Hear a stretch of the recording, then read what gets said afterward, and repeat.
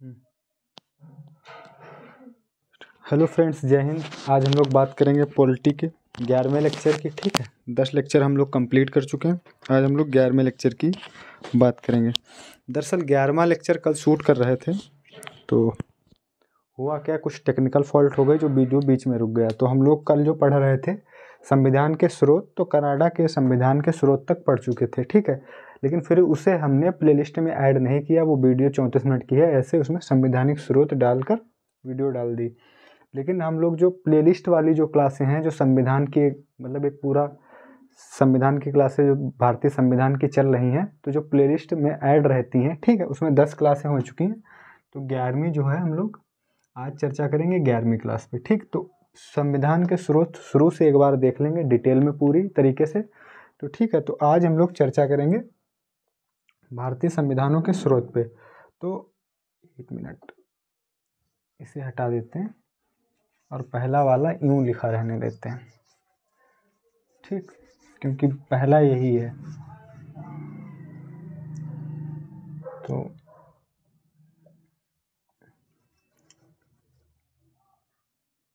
देखो, भारत परिषद अधिनियम, तो जब हमारा संविधान बना, संविधान का कार्य कब पूरा हुआ बताया था हमने आप लोगों को 26/11। ठीक, 26/11/1949।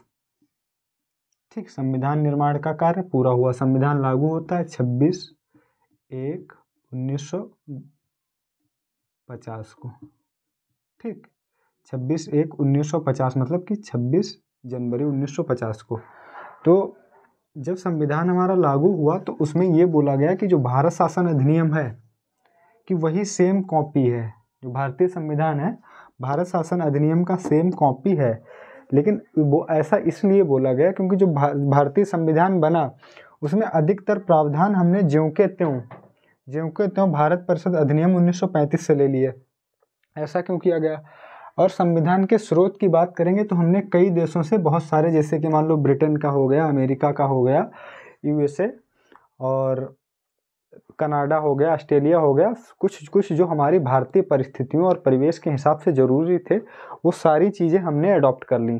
तो जो उस समय आप जब पढ़ेंगे संविधान की विशेषताएं चैप्टर पढ़ेंगे तो उसमें एक आलोचना की भी बात होती है कि संविधान की आलोचना के रूप क्या क्या बातें किसने कही। तो उसमें एक बात बोली गई कि हमारा संविधान उधार का संविधान, और दूसरी बात बोली गई कि हमारा जो संविधान है वो भारत परिषद अधिनियम 1935 का कॉपी किया हुआ है। ठीक है, तो इसका जवाब देते हुए प्रारूप समिति के अध्यक्ष डॉक्टर भीमराव अम्बेडकर ने बोला कि हमारा संविधान उधार का संविधान नहीं है। जो हमने ये आलोचना गलत है, उधार जो संविधान की आलोचना है वो गलत है। उन्होंने बोला कि जो अच्छी चीज़ें थी हमने तमाम देशों के संविधानों का अवलोकन किया और एनालिसिस करने के बाद जो अच्छी चीज़ें थीं जो हमारे भारतीय परिवेश के हिसाब से उनको हमने अडॉप्ट कर ली। और किसी से अच्छी चीज़ें लेने में कोई बुराई नहीं है, सही बात है, कोई बुराई नहीं है।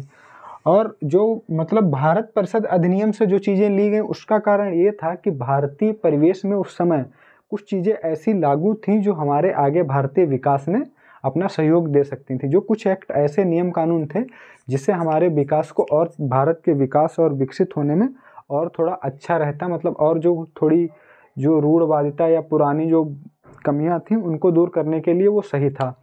तो वो चीज़ सेम यहाँ से ले ली गई, तो इसमें भी कोई बुराई नहीं थी। ठीक है, और एक अनुभव था भारत परिषद अधिनियम 1935 का, एक हमारे पास अनुभव था कि हम चीज़ों को किस प्रकार लागू करेंगे और किस प्रकार से चलेंगे। ठीक है, तो एक कारण ये हो गया। तो इसीलिए उन्होंने जो है ये आलोचना का जवाब देते हुए ये बोला। तो ये भी बोला जाता है कि भारत शासन अधिनियम 1935 है वो भारतीय संविधान की नींव है, आधार है। वो इसीलिए बोला जाता है जो मोस्टली जो बहुत ज़्यादा प्रावधान लिए गए वो भारत परिषद अधिनियम 1935 से लिए गए। अच्छा, एक तुलना हल्की सी करेंगे कि भारत परिषद अधिनियम 1935 में अगर टोटल आर्टिकल की बात करेंगे तो 321 थे।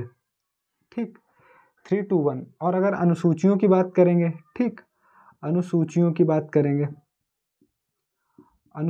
बात करेंगे तो अनुसूचियां कितनी थी? 8।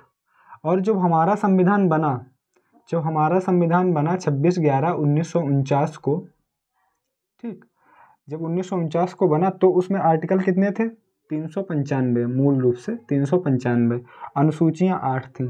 तो हम लोग देखेंगे, अगर तुलना करेंगे तो लगभग बराबर एक एक्ट बनाया गया था। एक इतना बड़ा ये 1935 का दस्तावेज था जो लगभग हमारे आज के संविधान के बराबर था, मतलब जो मूल थे। ठीक, अगर आज वर्तमान में बहुत सारे संशोधन हुआ और परिवेश परिस्थितियों के हिसाब से चेंज होते रहे, तो उसके हिसाब से आज अगर आर्टिकल देखेंगे तो 470 से प्लस आर्टिकल है।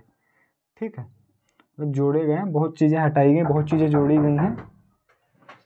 तो हम लोग इस बारे में चर्चा आनी है। एक मिनट स्टूडेंट, एक मिनट।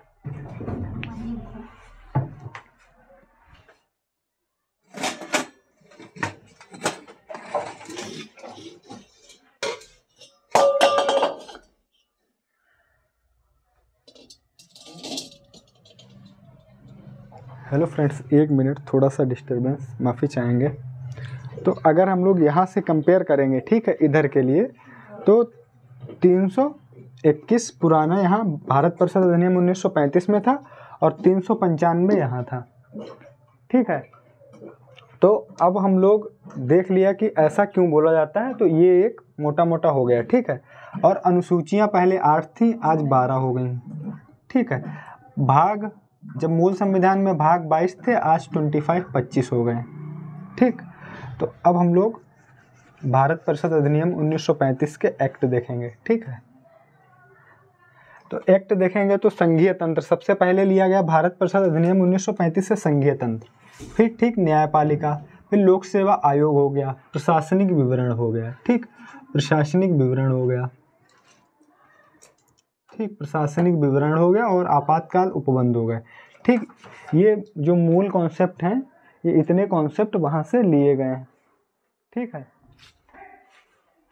और अगर हम बात करें कि यहाँ देखेंगे, यहाँ पे नज़र डालेंगे न्यायपालिका पे, ठीक, और आपातकाल उपबंध पे, ये 2 पॉइंट यहाँ समझने योग्य हैं। ठीक है, 2 पॉइंट क्या समझने योग्य हैं कि अगर देखेंगे न्यायपालिका की स्वतंत्रता, और जो न्यायपालिका की स्वतंत्रता है वो ली गई है यूएस से, अभी पढ़ाएंगे तो बताएंगे, यूएसए से ली गई। ठीक, आपातकाल उपबंध बहुत कन्फ्यूजन वाला है, क्योंकि अगर आप देखेंगे जर्मनी का वाइमर सिद्धांत, ठीक, संविधान, सॉरी, जर्मनी का वाइमर संविधान, तो जर्मनी के वाइमर संविधान में आपातकाल के समय, जब आपातकाल लागू होता है, उस समय जो मूल अधिकारों का स्थगन होता है, उन पर चर्चा की गई कि बताया गया है कि जर्मनी के वाइमर संविधान से जो लिया गया है उसमें आपातकाल उपबंध नहीं लिए गए हैं।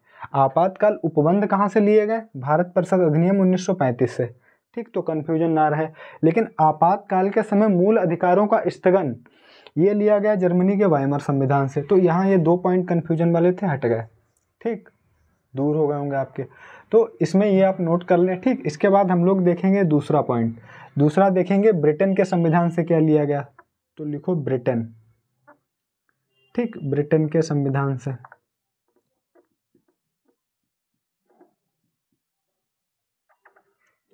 ठीक, ब्रिटेन के संविधान से क्या क्या लिया गया? ब्रिटेन के संविधान से सबसे पहले क्या देखो, लिखोगे संसदीय प्रणाली। ठीक, संसदीय प्रणाली।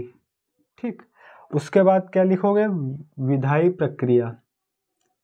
ठीक, विधायी प्रक्रिया। ठीक, संसदीय प्रणाली, विधायी प्रक्रिया, विधि द्वारा स्थापित प्रक्रिया, सॉरी, ठीक, संसदीय प्रणाली, विधि, विधायी प्रक्रिया, और दूसरा लिखो परमाधिकार लेख, एकल नागरिकता। एक लिखो एकल नागरिकता, एकल नागरिकता। ठीक, एकल नागरिकता। मंत्रिमंडल प्रणाली। ठीक, मंत्रिमंडल प्रणाली। ठीक, संसदीय प्रणाली, विधायी प्रक्रिया, एकल नागरिकता, मंत्रिमंडल प्रणाली, परमाधिकार लेख, जो रिटें जारी होती हैं, 5 रिटें जिन्हें सुप्रीम कोर्ट, हाई कोर्ट जारी करते हैं मूल अधिकारों के उल्लंघन, या जो भी 5 रिटें जब हम लोग पढ़ते हैं। ठीक है, तो वहाँ पे जो 5 रीटें पढ़ते हैं वो जो परमाधिकार लेख उनको बोलते हैं, परमाधिकार लेख, परमाधिकार लेख हो गया। ठीक, और क्या हो गया, और संसदीय विशेषाधिकार लिख लो, संसदीय विशेषाधिकार।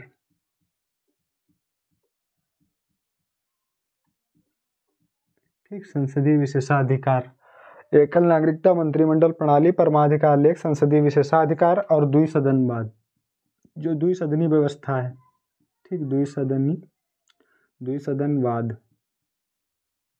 ठीक, तो इतने कॉन्सेप्ट यहाँ क्लियर हो गए। अब हम लोग आगे देखेंगे यूएसए यानी अमेरिका के संविधान से। तो इतना आप लोग नोट डाउन कर लें, स्क्रीनशॉट ले लें, फिर हम लोग आगे बढ़ें। ठीक है,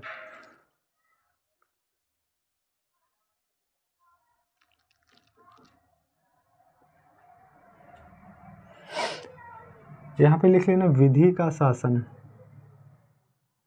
विधि का शासन, विधि द्वारा स्थापित प्रक्रिया जापान के संविधान से, विधि का शासन। ठीक, स्क्रीनशॉट लें, नोट डाउन करें, फिर आगे बढ़ें, क्योंकि ये ऊपर लिखा रहने देंगे इतना और ये हटा देंगे। ठीक, हो गया होगा, हटा रहे। देखो आप लोग नोट डाउन तो साथ में कर सकते हैं क्योंकि हम लिखते रहते हैं, और स्क्रीनशॉट के लिए थोड़ा सा हटना पड़ता, वो हम हट जाते हैं, लेकिन अगर नोट डाउन करें तो बढ़िया बात। अब हम लोग देखेंगे यूएसए। ठीक, यूएसए का संविधान, संयुक्त राज्य अमेरिका का संविधान। ठीक, संयुक्त राज्य अमेरिका का संविधान। देखो एक बात बता दें, अगर मतलब कि यहाँ क्या है, कभी कभी ऐसा हो सकता है क्योंकि आजकल एग्जामिनर बहुत ज़्यादा खेल खेल रहा है। ठीक है, तो क्या होगा, वो लिख देंगे अमेरिका का संविधान और लिख देंगे संयुक्त राज्य अमेरिका का संविधान, वो 2 बातें लिख देंगे ऑप्शन में, और 2 लिखे रहेंगे ब्रिटेन के। ठीक, मान लो उसमें क्या होगा कि अगर अमेरिका का संविधान लिखा और लिखा संयुक्त राज्य अमेरिका का संविधान, तो आंसर हमेशा होगा संयुक्त राज्य अमेरिका का संविधान, क्योंकि हम लोग जियोग्राफी पढ़ते हैं तो जानते हैं कि अमेरिकन कॉन्टिनेंट है। ठीक, महाद्वीप हैं, तो एक उत्तरी अमेरिका हो गया, एक दक्षिणी अमेरिका हो गया, तो वहाँ ये खेल खेल सकते हैं। तो क्या करना आपको, अगर संयुक्त राज्य अमेरिका दे रखा है तब तो ऑप्शन संयुक्त राज्य अमेरिका, अगर 3 ऑप्शन अलग दे रखे, मान लो ब्रिटेन दे रखा, ऑस्ट्रेलिया दे रखा, जर्मनी दे रखा, अमेरिका दे रखा, तब तो अमेरिका जाएगा। लेकिन अगर खेल खेलने की कोशिश करें तो क्या होगा, संयुक्त राज्य अमेरिका। ठीक, अब हम लोग यहाँ के प्रावधान देखेंगे यूएसए के संविधान से। तो सबसे पहले जो भारतीय संविधान का दर्शन किसे बोला जाता है, हमने आपको पिछली क्लास में बताया था जब हम लोगों ने विशेषताएं पढ़ी थी। तो भारतीय संविधान का जो राजनीतिक दर्शन है, ठीक, भारतीय संविधान का राजनीतिक दर्शन किसे बोला गया, मूल अधिकारों को। ठीक, तो लिखो यूएसए के संविधान में सबसे पहले मूल अधिकार, जो हम लोग संविधान पढ़ते हैं और हमको जो सबसे जो ज़्यादा जो चीज़ गौरवान्वित करती है, जिस पे हम लोग प्राउड करते हैं, तो वो वही मूल अधिकार है। मूल अधिकार को पढ़ते हैं तो हमको लगता है कि कुछ हमको संविधान ने दिया है। ठीक है, कुछ स्पेशल पावर हमको संविधान ने दी है। तो मूल अधिकार हो गया। मूल अधिकार कहाँ से लिए गए, बहुत ज़्यादा क्वेश्चन बनता है।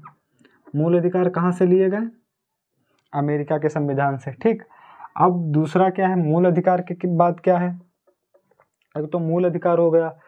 दूसरा अगर हम लोग देखेंगे तो उपराष्ट्रपति का पद कहाँ से लिया गया, उपराष्ट्रपति का पद यहीं से लिया गया है। ठीक है, और क्या लिया गया है, उच्च न्यायालय और उच्चतम न्यायालय के न्यायाधीशों को हटाने की प्रक्रिया।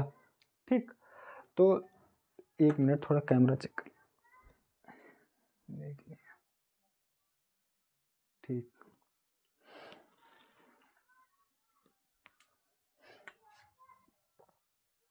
लिखो मूल अधिकार और क्या लिखो, उपराष्ट्रपति का पद,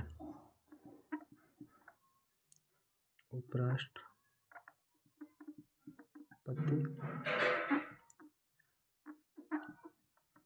का पद। ठीक, उपराष्ट्रपति का पद, और लिखो उच्चतम न्यायालय मतलब कि सर्वोच्च न्यायालय। ठीक, उच्चतम न्यायालय मतलब कि सर्वोच्च न्यायालय, उच्चतम न्यायालय। ठीक, उच्चतम न्यायालय और उच्च न्यायालय मतलब हाई कोर्ट और उच्च न्यायालय।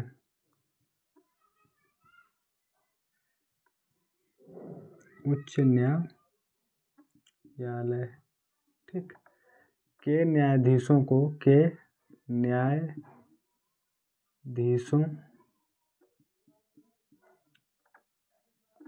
को पद से हटाने की प्रक्रिया, ठीक, पद को हटाया जाना,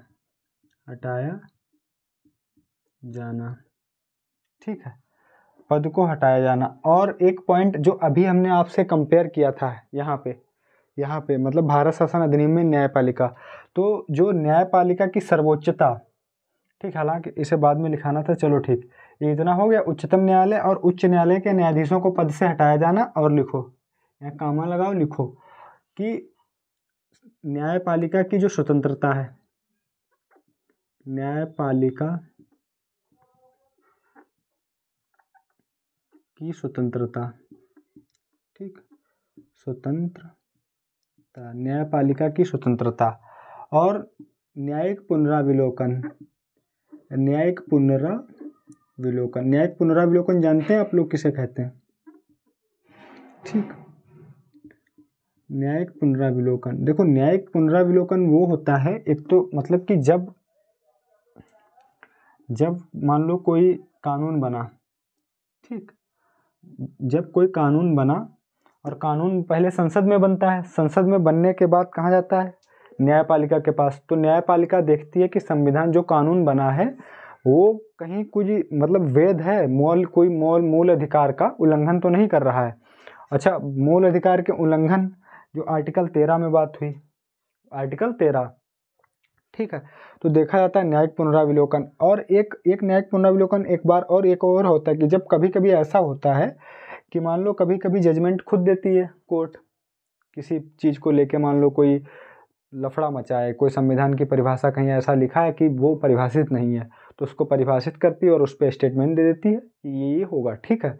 तो मान लो कभी कभी उसको दोहराया जाता है, बहुत बार बहुत केसों में ऐसा हुआ है, ठीक है।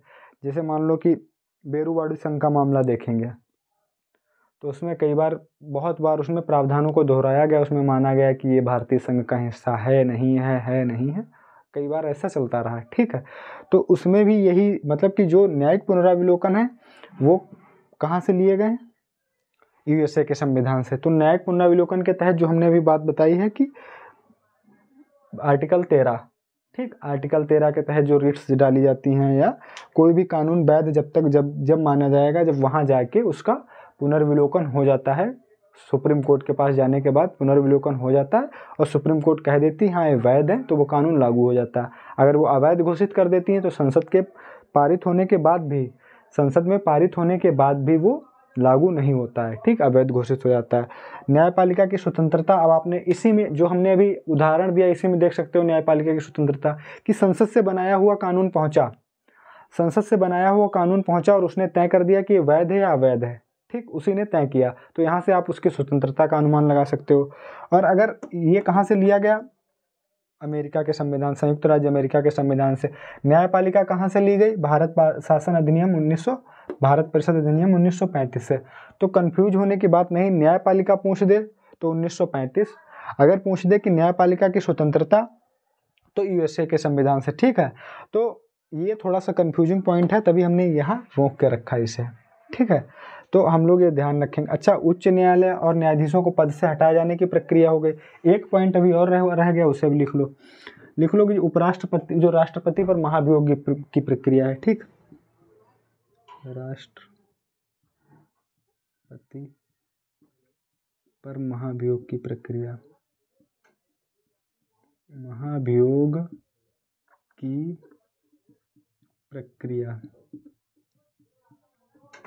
ठीक, राष्ट्रपति पर महाभियोग की प्रक्रिया कहाँ से ली गई है?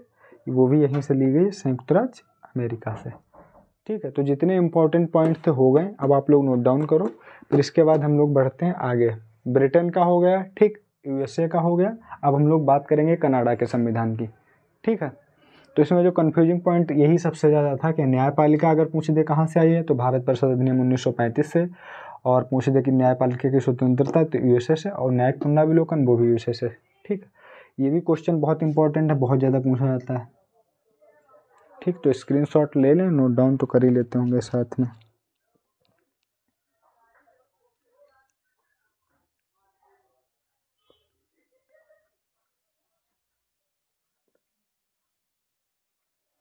हो गया होगा। अब हम लोग आगे बढ़ेंगे, ठीक है। कनाडा के संविधान से पहले हम लोग देखेंगे आयरलैंड के संविधान से क्या लिया गया है, क्योंकि अभी मूल अधिकार की बात की। तो मूल अधिकार कौन से भाग में आते हैं? मूल अधिकार कौन से भाग में आते हैं? चलिए 1 मिनट इंक डाल लें, 1 मिनट इंक देखिए, हाँ उठाइए। 1 मिनट माय डियर।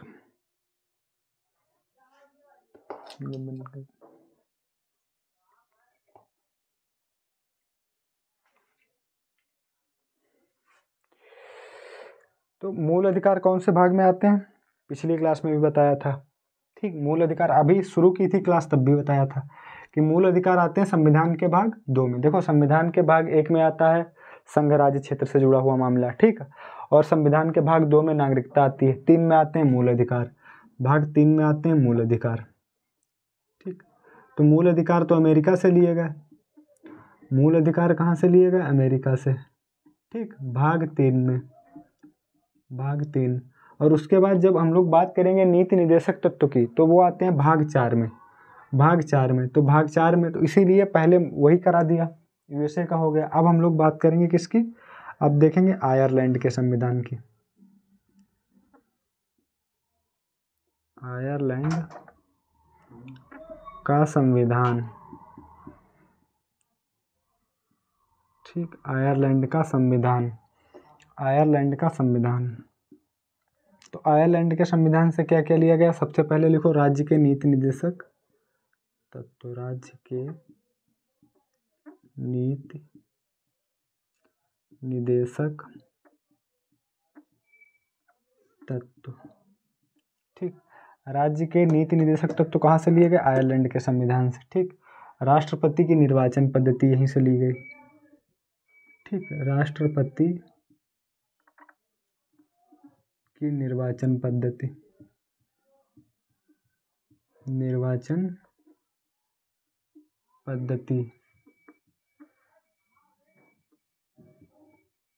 ठीक। राष्ट्रपति की निर्वाचन पद्धति। और क्या? राज्यसभा में सदस्यों का नामांकन, ठीक। राज्यसभा के लिए सदस्यों का नामांकन, राज्यसभा के लिए सदस्यों का नामांकन, ठीक। देखो, राज्य के नीति निर्देशक तत्व, राष्ट्रपति की निर्वाचन पद्धति और राज्यसभा के लिए सदस्यों का नामांकन। अब यहाँ पे इसमें क्या है कंफ्यूजिंग पॉइंट? इसमें क्या है? राज्यसभा के लिए सदस्यों का नामांकन यहाँ हो गया, ठीक। अगर बात करेंगे राज्यसभा के लिए सदस्यों का नामांकन कहाँ से हो गया? आयरलैंड के संविधान से। अगर निर्वाचन की बात करेंगे तो वो आता है साउथ अफ्रीका, यानी दक्षिण अफ्रीका के संविधान से। दक्षिण अफ्रीका के संविधान से 2 प्रावधान लिए गए हैं भारतीय संविधान में। एक तो हो गया आर्टिकल 368। आर्टिकल 368 बोले तो भारतीय संविधान में संशोधन की प्रक्रिया, ठीक। एक प्रावधान साउथ अफ्रीका के संविधान से हो गया। दूसरा कौन सा है? दूसरा है कि जो यहाँ दे रखा है आयरलैंड के संविधान से कि राज्यसभा के लिए सदस्यों का नामांकन, तो दक्षिण अफ्रीका के संविधान से क्या? राज्यसभा के लिए सदस्यों का निर्वाचन जो है, ठीक है। तो निर्वाचन हम लोग जब पढ़ेंगे आगे कि निर्वाचन इनका कैसे होता है, ठीक है। तो इनका जो राज्यसभा के सदस्य हैं, इनका निर्वाचन एक पॉइंट याद रखना, अप्रत्यक्ष रूप में होता है, ठीक है। प्रत्यक्ष रूप में नहीं होता। यही अगर विधान परिषद का पूछ ले, जिन्हें हम लोग एमएलसी कहते हैं, ठीक है, उनका भी अप्रत्यक्ष रूप से होता है, ठीक है। तो और ये लिखो, नोट डाउन करो, फिर हम लोग बस 3 पॉइंट थे इंपॉर्टेंट हो गए। अब हम लोग देखेंगे कनाडा के संविधान को, ठीक है। नोट डाउन करो, स्क्रीनशॉट लो फटाफट। हम लोग कनाडा के संविधान को देखें।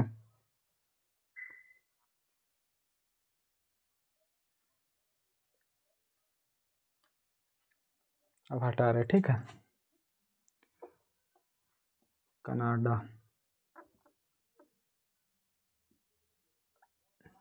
ठीक। देखो, कनाडा के साथ क्या है? लिखो, एक सशक्त केंद्र के साथ, लिखो, एक सशक्त केंद्र के साथ सशक्त केंद्र के साथ एक सशक्त केंद्र के साथ संघीय व्यवस्था, संघीय व्यवस्था। ठीक, देखो इस पॉइंट से बहुत ज़्यादा क्वेश्चन पूछे जाते हैं कि हमारे जो भारतीय संविधान का मॉडल, जो सरकार का मॉडल, मतलब भारतीय संविधान का जो मॉडल स्वरूप है वो किस पर आधारित है। जो मॉडल है यहाँ जो सरकार चलाने का वो किस पर आधारित है, तो वो क्या किस पर आधारित है। ठीक है, संविधान का जो मॉडल वो कनाडा के संविधान का। ठीक, ये क्वेश्चन बहुत बनता है। तो एक सशक्त केंद्र के साथ संघीय व्यवस्था है। हमारे पास एक सशक्त केंद्र भी है और एक संघीय व्यवस्था है। सशक्त केंद्र में क्या हो गया, जैसे मान लो कि एक न्यायपालिका का एकीकृत हो गया। ठीक, न्यायपालिका का एकीकरण हो गया। एकीकृत मतलब कि एक ही न्यायपालिका के अंडर ही सब आते हैं, हाई कोर्ट आता है, सेशन कोर्ट आते हैं, सब उसी के सुप्रीम कोर्ट के नीचे आ जाते हैं। ठीक, और अगर हम क्या देखेंगे, एक संविधान, लिखित संविधान। ठीक, ये हो गया एक गुण। और क्या हो गया, मतलब कि अगर हम देखेंगे आपातकालीन उपबंध जाएंगे तो वो भी इसी का हो गया, एक सशक्त केंद्र की विशेषता हो गई आपातकालीन उपबंध। ठीक, और संघीय व्यवस्था में जाएंगे तो देखेंगे शक्तियों का विभाजन, सबसे पहले शक्तियों का विभाजन है। ठीक है, उसके बाद में जो शक्तियाँ, जैसे शक्ति संघीय व्यवस्था में हमने बताया था संघ सूची, राज्य सूची, अनुसूची 7 में और समवर्ती सूची। ठीक, और उसके बाद अगर बात करेंगे, अगर एक सशक्त केंद्र की बात करेंगे फिर से, तो एकल नागरिकता यहाँ हो जाएगी। ठीक है, और यहाँ क्या हो जाएगा, यहाँ जैसे कि मान लो संविधान की सर्वोच्चता हो गई, वो भी यहाँ आ जाएगी, संघीय व्यवस्था में आ जाएगी। और संविधान की सर्वोच्चता के बाद न्यायपालिका की स्वतंत्रता, न्यायपालिका स्वतंत्र है, वो भी कहाँ आ जाएगा, इधर आ जाएगा, संघीय व्यवस्था में। ठीक है, और इससे एक लिखो, एक तो ये हो गया, ये थोड़ा इम्पोर्टेंट था तो इसीलिए समझा दिया। इसके बाद एक सशक्त केंद्र के साथ संघीय व्यवस्था। ठीक,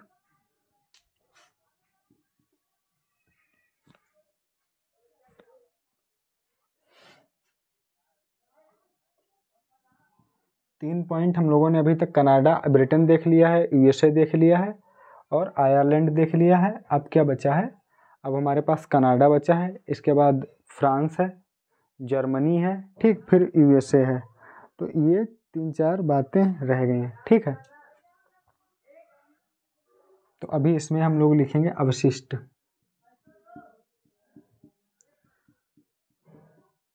अवशिष्ट शक्तियाँ, अवशिष्ट शक्तियों का केंद्र में निहित होना। देखो यहाँ क्या सीन है, केंद्र में निहित होना। देखो यहाँ क्या सीन है, अवशिष्ट शक्तियों का केंद्र में निहित होना, क्योंकि जब हमने अभी बात की संघ सूची, राज्य सूची, समवर्ती सूची, शक्तियों के विभाजन की बटी हुई हैं, लेकिन उसमें जो शक्तियाँ रह गई, जो अवशिष्ट शक्तियाँ हैं वो केंद्र के पास रह गई। ठीक है, वैसे संघ सूची पे केंद्र का अधिकार है, राज्य सूची पर राज्य का, समवर्ती सूची पर दोनों। लेकिन समवर्ती सूची पर अगर दोनों कानून हावी होंगे तो लागू किसका होगा, तो लागू होगा केंद्र का। ठीक है, हाँ, अगर मतलब कि राष्ट्रपति ने स्पेशल पावर उसे अनुमति दे दी है, ठीक है, राज्य को, तो राज्य का होगा, वरना किसका होगा, केंद्र का। तो यहाँ जो अवशिष्ट शक्तियाँ रह गई वो किसके पास चली गई, केंद्र के पास चली गई, और एक सशक्त केंद्र के साथ संघीय व्यवस्था हो गई। ठीक है, और इसमें जो दूसरा प्रावधान है वो हम लोग क्या नोट करेंगे कि राज्य, पहले इतना नोट कर लो,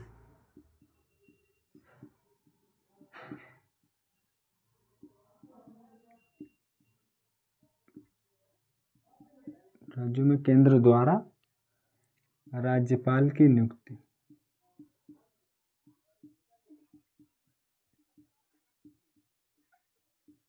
ठीक, राज्यों में केंद्र द्वारा राज्यपाल की नियुक्ति। 3 पॉइंट इंपॉर्टेंट थे, आप लोग उतार लीजिए, नोट डाउन कर लें, स्क्रीनशॉट ले लें, जो करना है फटाफट कर लें। ठीक है,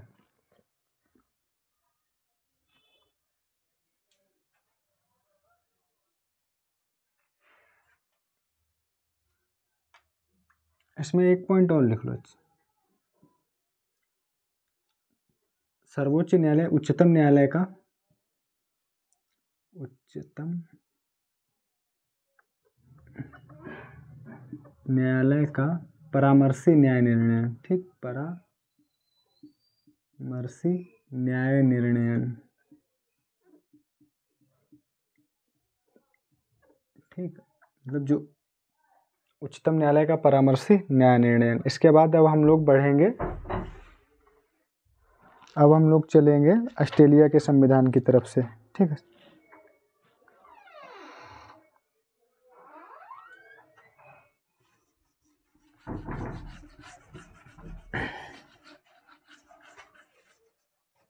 देखो ऑस्ट्रेलिया का संविधान फटाफट लिखो। ऑस्ट्रेलिया,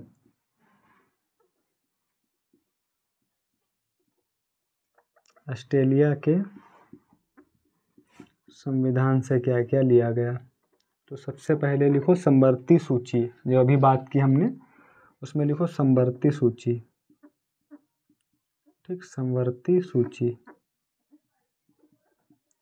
समवर्ती, ऑस्ट्रेलिया के संविधान से समवर्ती सूची हो गई। दूसरा प्रावधान क्या हो गया कि लिखो व्यापार वाणिज्य, व्यापार वाणिज्य समागम, और व्यापार वाणिज्य एवं समागम, ठीक, समागम की स्वतंत्रता, समागम की स्वतंत्रता। ठीक, इसमें क्या होगा, समवर्ती सूची ये अलग हो गया, ये क्या व्यापार वाणिज्य एवं समागम की स्वतंत्रता। ठीक, इसके बाद इसमें 2 पॉइंट और हैं। एक तो उद्देशिका की भाषा, जो इसी से ली गई थी संविधान, जो उद्देशिका की भाषा वो ऑस्ट्रेलिया के संविधान से ली गई थी। और तीसरा क्या रह जाता है, जो संसद की संयुक्त बैठक। ठीक, लिखो कुछ विशेष परिस्थिति में संसद की संयुक्त बैठक, लिखो यहाँ सिर्फ इतना लिखो कि संसद की संयुक्त बैठक, संयुक्त बैठक। ठीक, आर्टिकल की अगर हम लोग बात करेंगे तो ब्रैकेट में लिख लो आर्टिकल, संविधान के आर्टिकल 108 के अनुसार। ठीक, संसद की संयुक्त बैठक का प्रावधान किस आर्टिकल में दे रखा, तो संसद की संयुक्त बैठक का प्रावधान आर्टिकल 108 में दे रखा। और ये जो हम पॉइंट लिखाने जा रहे हैं ये मोस्टली बुकों में मिलता नहीं है। ठीक है, ये लिख लो उद्देशिका की, ठीक, उद्देशिका की भाषा, जिस भाषा का उद्देशिका में यूज किया गया वो भी यहाँ के यहीं ऑस्ट्रेलियन के संविधान से लिया गया। तो समवर्ती सूची बहुत ज़्यादा पूछा जाने वाला क्वेश्चन। ठीक, सबसे ज़्यादा अगर पूछा जाता तो यही व्यापार वाणिज्य एवं समागम की स्वतंत्रता, संसद की संयुक्त बैठक, आर्टिकल 108, आर्टिकल भी लिखा दिया आपको। ठीक, उद्देशिका की भाषा। तो इतने इंपॉर्टेंट पॉइंट थे, आप नोट कर लें, स्क्रीनशॉट ले लें। अब हम लोग आगे बढ़ेंगे नए पॉइंट पर। ठीक है,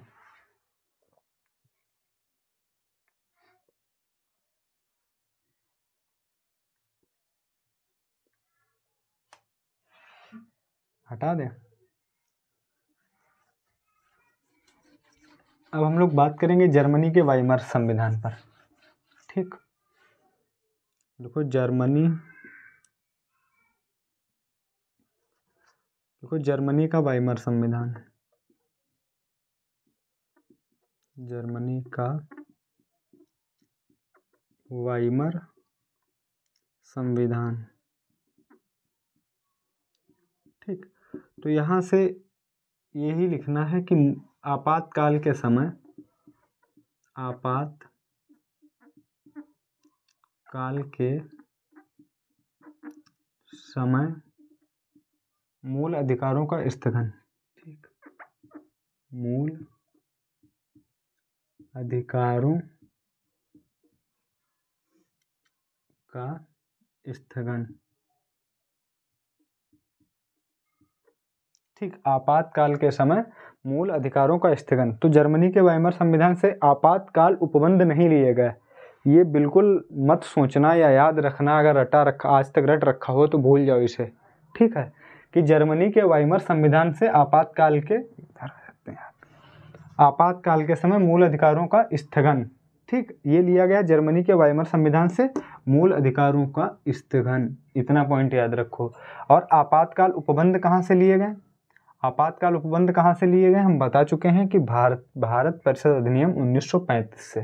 ठीक है, और जर्मनी का वाइमर संविधान से क्या लिया गया, आपातकाल के समय मूल अधिकारों का स्थगन। अब हम लोग बात करेंगे सोवियत यूएसएसआर, सोवियत संघ, जो पूर्व का सोवियत संघ था जो टूट गया, टूटने के बाद अब उसमें मतलब कि बिखर गया, उसी की मतलब जो पृष्ठभूमि है आज, उसी की जो पृष्ठभूमि है, उसी जो आज यूक्रेन और रसिया का युद्ध हो रहा है, वो पहले दोनों एक में ही थे, ठीक है। यूएसएसआर वो टूटकर अलग हो गए, देश थोड़े से आज़ाद हो गए। तो अभी हम जब आगे बताएंगे तो संघ की कल्पना के बारे में बात करेंगे कि संघ की कल्पना क्या है, परिसंघ की कल्पना की बात करेंगे, परिसंघ की कल्पना की बात। जो परिसंघ का था, जो यूएसएसआर था, ठीक, जो पूर्व का सोवियत संघ था, वो एक परिसंघ था, ना कि संघ। तो परिसंघ में वही होती है कि देश आपस में जुड़ते हैं, उनमें आपस में स्वतंत्रता होती है, कभी भी जा सकते हैं, बाहर निकल जा सकते हैं। जैसे अगर आज हम लोग परिसंघ की बात करेंगे, आज के परिसंघ अगर वर्तमान परिदृश्य में देखेंगे अगर परिसंघ का उदाहरण, तो हमको ब्रिटेन मतलब जो यूके है वो मिलेगा। लेकिन वहाँ क्या है, जो यूरोप परिसंघ है, अगर यूरोप की बात करेंगे, यूरोप की, तो यूरोप एक परिसंघ का उदाहरण है, लेकिन उसमें से यूके अभी अलग हो गया, देखा हम लोगों ने। तो वहाँ से अगर हम लोग बात करेंगे यूरोपियन यूनियन की, यूरोपियन यूनियन क्या है, यूरोपियन यूनियन एक परिसंघ का उदाहरण। अगर हम परिसंघ की सही बात करेंगे, ठीक, परिसंघ, तो यूरोपियन यूनियन देखेंगे और यूएसएसआर पूर्व का सोवियत संघ देखेंगे। तो ये भी जो है पूरे उदाहरण नहीं, यूरोपियन यूनियन भी सही से पूरा उदाहरण इसका सटीक बैठता नहीं है, ठीक है।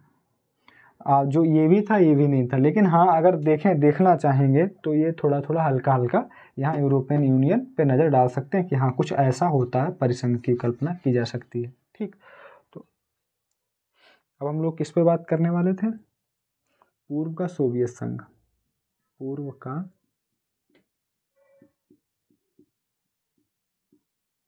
सोवियत संघ, ठीक, यूएसएसआर।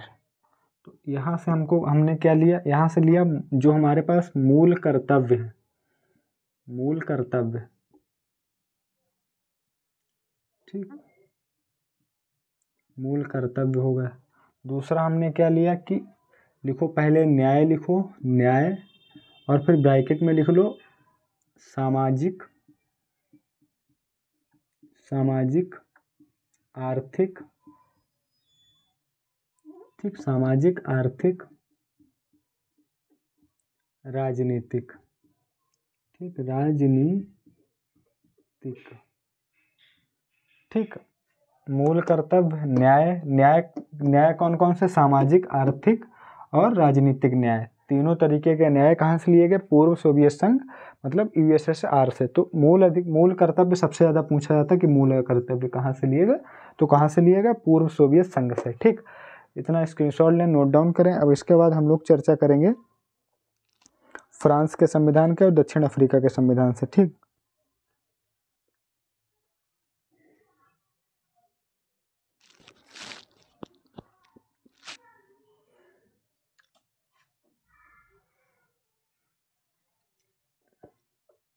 देखो यहाँ पे आगे लिख लेना प्रस्तावना में,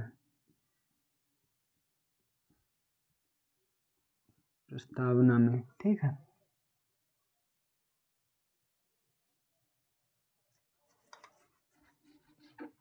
फ्रांस के संविधान की बात करेंगे और साउथ अफ्रीका के संविधान की, ठीक। तो फ्रांस के संविधान से क्या लिया गया, फ्रांस के संविधान से जो लिया गया, ये अभी जो यूपीएसआई का पिछला पेपर हुआ था उसमें क्वेश्चन भी बना था, ठीक है। तो फ्रांस के संविधान, फ्रांस के संविधान से क्या लिया, पहले लिखो गणतंत्रात्मकता,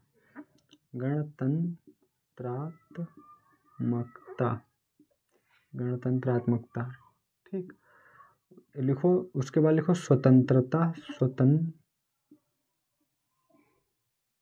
प्रस्तावना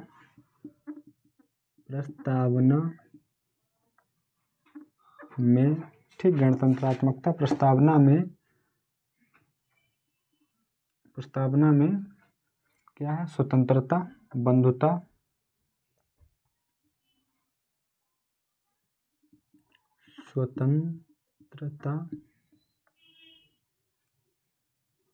बंधुता, ठीक, प्रस्तावना में स्वतंत्रता बंधुता के आदर्श।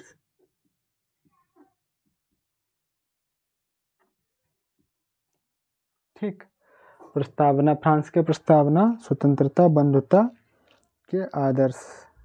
ठीक, अब लिख लो यहाँ, क्या लिखो, साउथ दक्षिण अफ्रीका।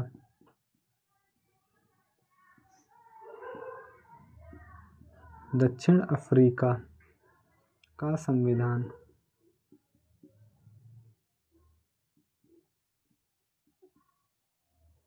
ठीक, यहाँ से दो चीज़ें ली गई। ठीक, देखो, फ्रांस के संविधान से गणतंत्रात्मक प्रस्तावना में स्वतंत्रता, एक मिनट यहाँ लिखो, स्वतंत्रता, समता और बंधुता। ठीक, और बंधुता। ठीक, तो स्वतंत्रता, समता, बंधुता के आदर्श कहाँ से लिए गए? फ्रांस के संविधान से। दक्षिण अफ्रीका के संविधान से लिखो कि संविधान में संशोधन की प्रक्रिया में संशोधन।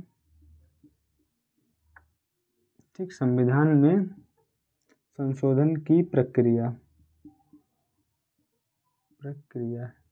ठीक, एक तो ये हो गया संविधान में संशोधन की प्रक्रिया।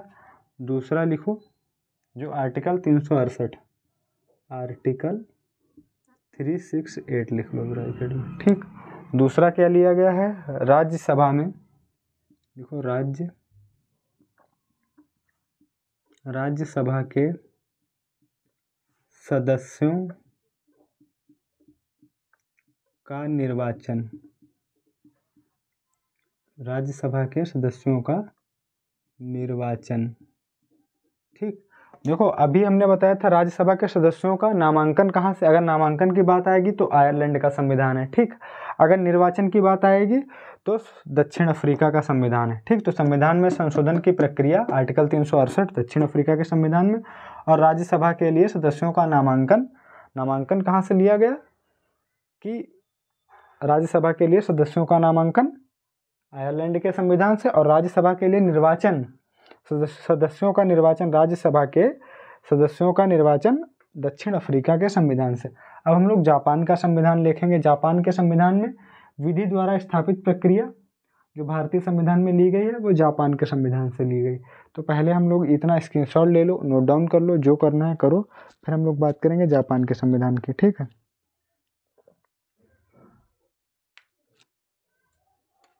एक ही पॉइंट बचा है।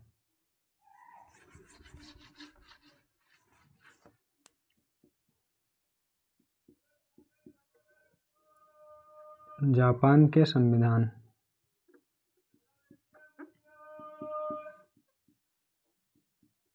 जापान के संविधान से क्या हमको विधि द्वारा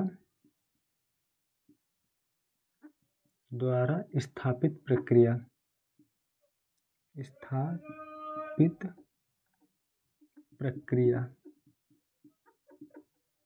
ठीक, जापान के संविधान से क्या लिया गया? विधि द्वारा स्थापित प्रक्रिया। ठीक, तो देखो, अब सारे जो स्रोत थे, जितने क्वेश्चन बनते हैं, एक एक क्वेश्चन कोई भी यहाँ से, अगर क्वेश्चन इस यहाँ से आता है, अगर क्वेश्चन यहाँ से आता है संविधान के स्रोत से, तो जो आज की क्लास है एक भी क्वेश्चन बाहर नहीं जाएगा। आप किसी भी एग्जाम में बैठ जाना, ठीक, वनडे एग्जाम में किसी में, और अगर आप ये करने के बाद प्रैक्टिस सेट कर लो, फिर कहीं क्वेश्चन बाहर जा ही नहीं सकता, क्योंकि प्रैक्टिस सेट हमको बार बार जो हम बार बार भूलते हैं उसे याद दिलाने में प्रैक्टिस सेट बहुत महत्वपूर्ण भूमिका निभाता है। तो एक मिनट कैमरा चेक।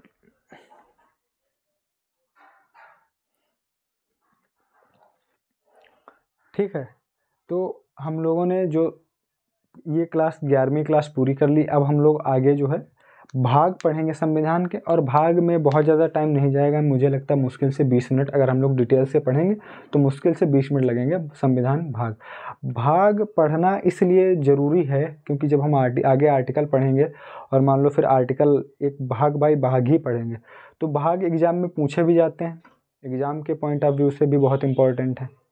ठीक है, और दूसरी बात क्या है, भाग अगर हमको सही से पता होंगे तो संविधान को आगे पढ़ने में हमको बहुत सरलता रहेगी। ठीक, जैसे कि मान लो पहले भाग में क्या है, भारत का संघराज्य क्षेत्र हो गया। ठीक, दूसरे भाग में नागरिकता है, तीसरे भाग में क्या है, तीसरे भाग में किसकी चर्चा की गई है, मूल अधिकार की। फिर चौथे भाग में नीति निर्देशक तत्व की।